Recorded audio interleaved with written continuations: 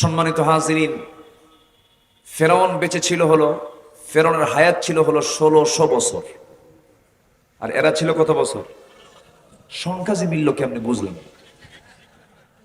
সংখ্যা একটু মিলছে, তাই না? একটু মিলছে। ও ছিল বিগ ফেরাউন, আর এটা হলো মিনি ফেরাউন। চরিত্রগত কিছু মিল আছে। এই পৃথিবীতে হত্যার রাজনীতি প্রথম শুরু করেছিল হলো ফেরাউন। ইউযাব্বিহুনা আবনাআকুম ওয়া ইস্তাহয়ুনা নিসাআকুম। ছেলে সন্তানগুলোকে জবহ করত, মেয়ে সন্তানগুলোকে জীবিত রাখত ফেরাউন। কেন? তার ক্ষমতাকে পাকাপোক্ত করার জন্য। এই হত্যা রাজনীতি আমার দেশে বিগত 16 বছর তারা চালিয়েছিল, কিন্তু শেষ পর্যন্ত টিকতে পারে নাই। শেষ পর্যন্ত তারা অস্তিত্ব রক্ষা করতে পারে নাই। 16 বছর আমাদেরকে গালিগালাজ দিয়েছে, জন্মই হয় নাই আমাদের 71-এ, আমাদেরকে রাজাকার ট্যাগ লাগিয়ে দিয়েছে। কিন্তু আমরা কোনোদিন পাকিস্তান যাইনি, কিন্তু ভারতীয় রাজাকাররা সব ভারতে গিয়ে শেল্টার নিয়েছে, ঠিক কিনা? সব কোথায় এখন? কষ্ট পাচ্ছেন নাকি? কথা বলবো? আওয়াজ দেন, কথা বলবো? জোরে বলি ইনশাআল্লাহ, আর জোরে বলি ইনশাআল্লাহ। সম্মানিত ভাইরা, কি দাপট ছিল! মঞ্চ পর্যন্ত দখল, ডানে বামে সামনে পেছনে, পোস্টার পর্যন্ত দখল। পোস্টারে নাম না দিলে মাহফিল বাতিল। মনে আছে আপনাদের? মনে আছে তো নাকি? এই চিত্রগুলো চিত্রায়িত করেছে। আমার জাহিদ ভাই বললেন, মাহফিলে যাওয়া তো দূরের কথা, শ্রোতাও হওয়ার সুযোগ হয়নি। এমন কঠিন দুঃসময় পার করতে হয়েছে, কিন্তু এই সুদিন আমরা যে পেয়েছি আলহামদুলিল্লাহ। তবে প্রকৃত বিজয় কিন্তু এখনো আসেনি। প্রকৃত বিজয় সেই দিন আমরা অনুভব করব, যেদিন এদেশের পূর্ব দিগন্তে ইসলামের সূর্য উদয় হতে দেখব আমরা। এমন দিন কি সবাই দেখতে চান না? এমন দিন কি সবাই দেখতে চান? দেখার জন্য কিছু যোগ্যতা লাগবে। আল্লাহ তাআলা নিজেই বলছেন, ক্ষমতা দেব তোমার হাতে, খেলাফতি দেব তোমার হাতে। ওয়া'দাল্লাহুল্লাযীনা আমানু মিনকুম ওয়া আমিলুস সালিহাত। ভালো করে যদি ঈমান আনতে পারো আর নেক আমল যদি করতে পারো, লা ইস্তাখলিফান্নাহুম ফিল আরদ, আমি নিজে তার হাতে খেলাফতি দিয়ে দেব। এটা কার ওয়াদা? আসতে বলবে না, কার ওয়াদা? তাহলে ব্যক্তিগত মান উন্নয়নের দরকার সবার পরে না সবার আগে? বলেন বলেন, ব্যক্তিগত মান উন্নয়নের দরকার সবার আগে না সবার পরে? সবার আগে। সম্মানিত ভাইয়েরা, বেশ কিছু কথা জমা হয়ে আছে, আমরা আস্তে আস্তে করে শুনবো। আমাকে সময় দিচ্ছেন তো নাকি? জি, জোরে বলি ইনশাআল্লাহ। সম্মানিত ভাইয়েরা, সম্মানিত বন্ধুগণ, আমাদের সবচাইতে বড় বিষয় হলো, আমরা তো দুনিয়া থেকে বিদায় নেবই। দুনিয়া থেকে বিদায় হয়ে যাব আমরা, আল্লাহর সামনে আমাদের হাজিরা দিতে হবে। সেই হাজিরা দেওয়ার জন্য যে কোয়ালিটি, যে গুণটা থাকা দরকার, সেই গুণ আমাদের অর্জন হলো কিনা, এটাই হচ্ছে সবচাইতে বড় বিষয়। জি, ঠিক আছে, জি, সমস্যা নেই, ব্যস্ততা তো আপনাদের। জি, আলহামদুলিল্লাহ। আপনারা আছেন তো নাকি? হ্যাঁ, সামনে বসেন। সেদিন আবার কোন এক মাহফিলে এরকম সামনের এক সিট ফাঁকা, এক পাগল এসে বসছে। এটা নিয়ে তো গোটা দুনিয়া তুলকালাম। হ্যাঁ, এখানে বসে যান, সামনে সামনে সবাই বসে যান। সম্মানিত ভাইয়েরা, এখন বিষয় হলো, এই 18 বছরের মাঝে অনেক ব্যক্তি কিন্তু এলাকার অনুপস্থিত। আজকে অনেকেই দুনিয়াতে নাই, চলে গেছে। যেই জায়গায় চলে গেছে, যে কালে চলে গেছে, সেটা কি ক্ষণস্থায়ী না চিরস্থায়ী? আসতে ক্ষণস্থায়ী না চিরস্থায়ী?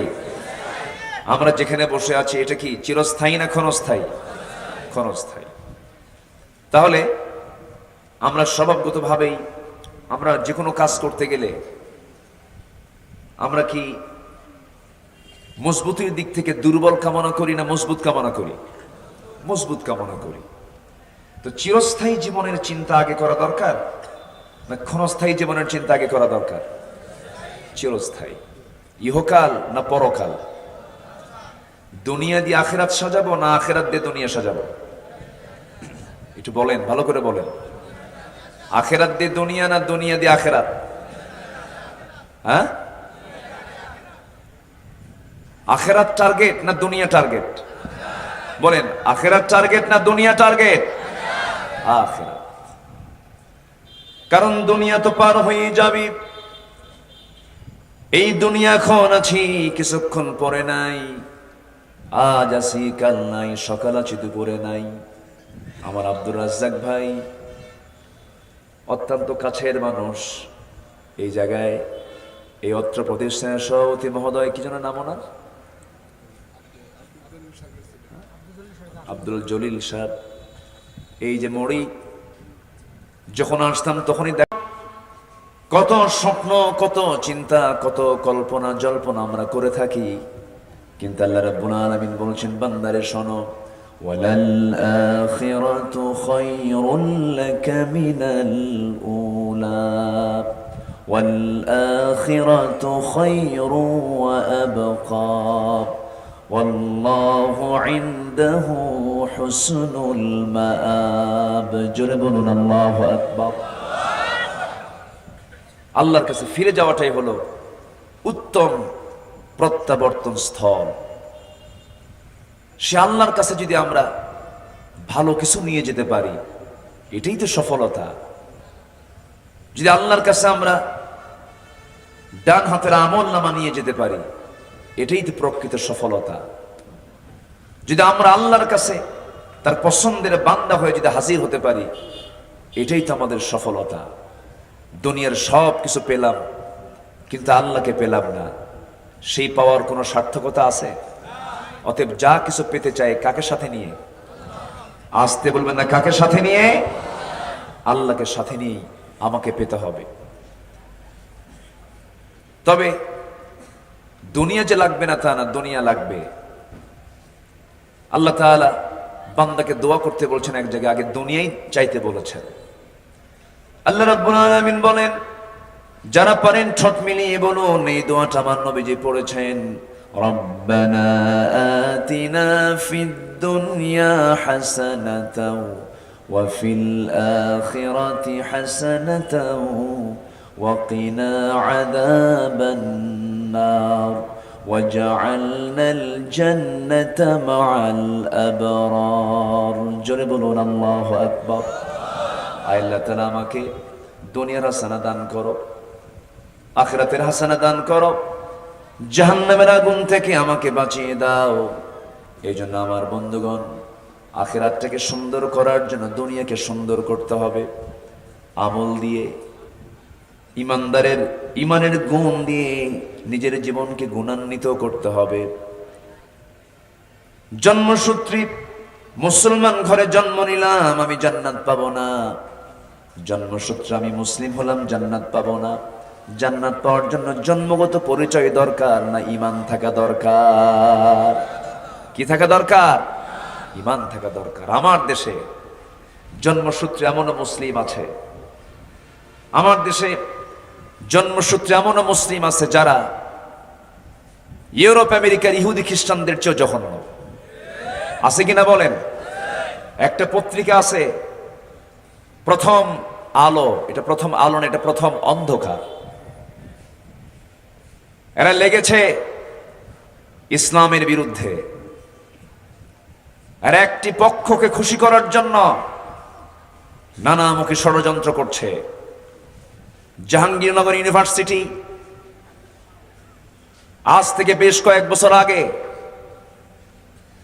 জাহাঙ্গীরনগর ইউনিভার্সিটির ক্যাম্পাসে তৎকালীন সরকারের আমলে একটি নির্দিষ্ট দলের একজন নেতা ছাত্রলীগের একজন নেতা, সে 100টা নারীর জীবন নষ্ট করে, ধর্ষণ করে ক্যাম্পাসে প্রকাশ্যে মিষ্টি বিতরণ করেছিল। যেরকম নাউজুবিল্লাহ। সেই মানিক ধর্ষণ করলো, ধর্ষণের সেঞ্চুরি করলো। সেই ছাত্রলীগ যদি দাপুটে সেই জাহাঙ্গীরনগর ইউনিভার্সিটি যদি তারা পলিটিক্স করতে পারে, সেখানে একটি স্বতন্ত্র সংগঠন, ইসলামী সংগঠনের একটি অন্যতম দল ছাত্র শিবির সেখানে ওপেন হয়েছে। প্রথম আলোর খুব গায়ে লেগেছে। প্রথম আলো এটা কিনে খুব বাজে কথা বলছে। প্রথম আলোর নাম আর আমরা আলো দেখতে চাই না, এটা প্রথম অন্ধকার। ঠিক কিনা? এটা প্রথম অন্ধকার। সম্মানিত ভাইয়েরা, সম্মানিত বন্ধুগণ, এখন আমার দেশে বহু বাম রামের আসানা নাই, বহু বাম রামের আসানা নাই, ওত পেতে আছে। সুযোগ বুঝে অনেক কিছুই করার চেষ্টা করবে, কিন্তু সক্ষমভাবে মোকাবেলা করতে হবে আমাদের। সবাই রাজি আছেন তো ইনশাআল্লাহ? সম্মানিত ভাইরা, যুগে যুগে সুযোগ সন্ধানী কিছু লোক ছিল, এখনো আছে, সামনেও থাকবে। বিগত 16 বছরের ওই সরকারের আমলে সর্বোচ্চ সুযোগ সুবিধা গ্রহণ করেছে এমন কিছু কাঠমোল্লাও কিন্তু ছিল। আসতে ছিল কিনা বলেন? একটি সুবিধাবাদী দল, জাতীয় পার্টি, এই জাতীয় পার্টি এটাও দীর্ঘ 16 বছর তাদের ছত্র ছায়ায় এই অপকর্মের এই বিশাল ফেরিস্তি তাদের সহযোগিতায় করা সম্ভব হয়েছিল। সেই জাতীয় পার্টি আবার এখন উকি মারে, মাঝে মাঝে উল্টা পাল্টা বক্তব্য দেয়। যে অন্যায় করে এবং যে অন্যায়কে সমর্থন দেয়, অপরাধ কি অসমান না সমান? অসমান না সমান? আমার তো মনে হয় মুনাফিকদেরকে ছাড় দেওয়ার সময় আর নাই। আসতে বলবেন না, জোরে বলুন ঠিক কিনা? বাইতুল মুকাররমের যিনি খতিব ছিলেন, তার বাবা, আমরা কেন বলবো না, অবশ্যই তিনি আল্লাহওয়ালা মানুষ ছিলেন। আল্লামা শামসুল হক ফরিদপুরি রাহিমাহুল্লাহ। কিন্তু তার যে সন্তান, তিনি যে আচরণটা করেছেন, কওমি জননীর খেতাবদাতা, বাইতুল মুকাররমের খতিব হলেন, 5ই অগাস্টের পরের দিন থেকে নিখোঁজ। খতিব নাই। খতিব গেল কই? খতিব পালায়, এমন রেকর্ড বাংলার জমিনে নাই, তাও জাতীয় মসজিদ। 2 সপ্তাহ পরে খতিব আসছে তার সাঙ্গপাঙ্গ নিয়ে মসজিদ দখল করার জন্য, মেম্বার দখল করার জন্য। জনগণ উল্টা জুতা মারছে। জুতা মারার পর বিকেলবেলা সাংবাদিক সম্মেলন করে বলে, আল্লাহ পাক আমারে বাঁচাইছে, একটা জুতা আমার গায়ে লাগে নাই। কথা কি বুঝতেছেন আপনারা? কথা বোঝেন? ওই সমস্ত মুনাফিক চক্র এখনো আছে না নাই? শুনুন, শাহবাগের গণজাগরণ মঞ্চে শুনে শুনে বা বইয়ে পড়ে ইতিহাস জানি না, স্বচক্ষে ইতিহাস দেখেছি। গণজাগরণ মঞ্চে তৎকালীন ধ্বজভঙ্গ ইমরান এইচ সরকারের নেতৃত্বে যে গণজাগরণ মঞ্চ তৈরি হয়েছিল, সেই মঞ্চে দাঁড়িয়ে এক শ্রেণীর টুপিওয়ালারা গিয়ে মৌন সমর্থন জানিয়েছে। তাদের মুখে হক কথা মানায় না, তাদের মুখে বেশি গালগপ্প মানায় না, তাদের নাম কখনো আল্লামা হতে পারে না। এরা মুনাফিকের বাচ্চা, মুনাফিকের বাচ্চা, মুনাফিকের বাচ্চা। আছে না নাই? আসতে বলবেন না, আছে না নাই? এবং গিয়ে বললেন যে আমি আমার জীবনের শ্রেষ্ঠ আমল আজকে করতে পেরেছি। আমি গণজাগরণ মঞ্চে আসতে পেরে আমি আমার জীবনের শ্রেষ্ঠ আমল করতে পেরেছি। এটা কোনো কথা? তবে স্পষ্ট ভাষায় জানিয়ে দিতে চাই, ভুল হয়েছে, ভুল যদি হয়েই থাকে, যদি বুঝতে পারেন, অনুতপ্ত হৃদয়ে আল্লাহর কাছে ক্ষমা চান, আল্লাহর কাছে মাফ চান, নচেত এই জাতি মুনাফিকদেরকে ক্ষমা করবে না। ঠিক কিনা? সম্মানিত ভাইয়েরা, অনেক কথা আছে, এখানে তো শুধু একটা দিন কথা বলি, এবং আপনারা আমার দীর্ঘদিনের শ্রোতা, অনেক পুরাতন শ্রোতা, প্রত্যেক বছর আপনারা আমার আলোচনাগুলো এখানে শোনেন। আজকে আমি সেই দিকটা ইঙ্গিত করতে চাই যেটা আমি শুরুতে শুরু করেছি, সেটা হলো আমরা দুনিয়া চাই না আখিরাত চাই? বলেন বলেন, দুনিয়া চাই না আখিরাত চাই? ভালো করে কন, মন থেকে কন, চোখ বন্ধ করে কন, দিল থেকে বলেন আখিরাত। সত্যি আখিরাত? আচ্ছা, জি, যদি আখিরাত যদি উদ্দেশ্য হয় তাহলে আমরা সফল। আলহামদুলিল্লাহ বলেন, জোরে বলি আলহামদুলিল্লাহ। আর যদি এরকম মনে হয় না আখিরাত আছে কি না, হুজুররা কয় মরে গেলে কি আবার তাজা হব নাকি, এরকম চিন্তা যদি মাথায় আসে তাহলে কিন্তু বড় বেকায়দা হয়ে যাবে। এই আখিরাতের প্রতি বিশ্বাস ওই ব্যক্তির তত গভীর, কোরআনের জ্ঞান যার যত গভীর, কোরআনের জ্ঞান যার যত গভীর হবে, আখিরাতের বিশ্বাসও তার তত গভীর হবে। আমরা কোরআনটাকে বেশি করে স্টাডি করার চেষ্টা করব। জোরে বলি ইনশাআল্লাহ, জোরে বলি ইনশাআল্লাহ। তাহলে আমরা প্রস্তুতি নেব দুনিয়ার না আখিরাতের? দুনিয়ার না আখিরাতের? আখিরাতের প্রস্তুতি আমরা নেব। জোরে বলি ইনশাআল্লাহ, আর জোরে বলি ইনশাআল্লাহ। এখন আখিরাতের প্রস্তুতির জন্য আমাদের মোটামুটি 13টা গুণ অর্জন করা দরকার। কয়টা গুণ অর্জন করা দরকার? 13টা গুণ অর্জন করা দরকার। আমার এটা তবিয়ত হলো, আমি জীবনে কখনো পয়েন্ট ছাড়া, ধারাবাহিকতা ছাড়া আমি কথা বলতে পারি না। এই 13টা পয়েন্টের উপরে আমি কিছু কথা বলতে চাচ্ছি। ওমা তাওফীকি ইল্লা বিল্লাহ আলাইহি তাওয়াক্কালতু ওয়া ইলাইহি উনীব। সবার প্রতি আমার আরজ থাকলো, আমরা আলোচনা চলাকালীন অবস্থায় চুল পরিমাণ কোনো নড়াচড়া করব না, মাহফিলের সৌন্দর্য রক্ষা করব, এবং শেষ তক, শেষ মোনাজাত করে আমরা এখান থেকে বিদায় নেব। জোরে বলি ইনশাআল্লাহ। তাহলে আখিরাতের প্রস্তুতির জন্য 1 নাম্বার 13টা কাজ, এর মধ্যে 1 নাম্বার কাজ হচ্ছে আমরা ঈমান আনবো কার উপরে? সন্দেহ করে না দ্বিধাহীন ভাবে? বলেন, সন্দেহ না দ্বিধাহীন? দ্বিধাহীন ভাবে, দ্বিধাহীন চিত্তে আমরা আল্লাহকে বিশ্বাস করব।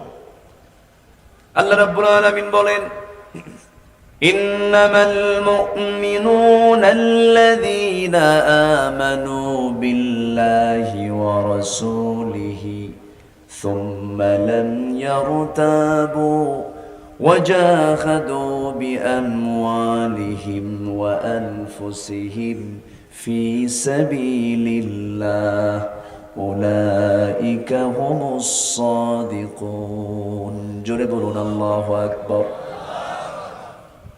আল্লাহ রাব্বুল আলামিন বলেন, প্রকৃত মুমিন তো তারাই যারা আল্লাহর প্রতি, নবীর প্রতি বিশ্বাস করে, দ্বিধাহীন চিত্তে কোনো সন্দেহ ছাড়া যারা বিশ্বাস করে। এখানে আরেকটা আমলের কথা বলা হয়েছে, এবং যারা আল্লাহর পথে মাল দিয়ে, জান দিয়ে যারা জিহাদ করে। এই 2টা কাজ যারা করবে আল্লাহ তাদেরকে সিদ্দিক খেতাব দিয়েছেন। জোরে বলি সুবহানাল্লাহ। আখিরাতের প্রস্তুতি আমাকে আপনাকে নিতেই হবে। সাহাবীরা দুনিয়াকে কত তুচ্ছ মনে করেছেন, দুনিয়াকে তারা কত হালকা মনে করেছেন। ছোট্ট একটা ইতিহাস মনে পড়লো একজন সাহাবীর, কম বেশি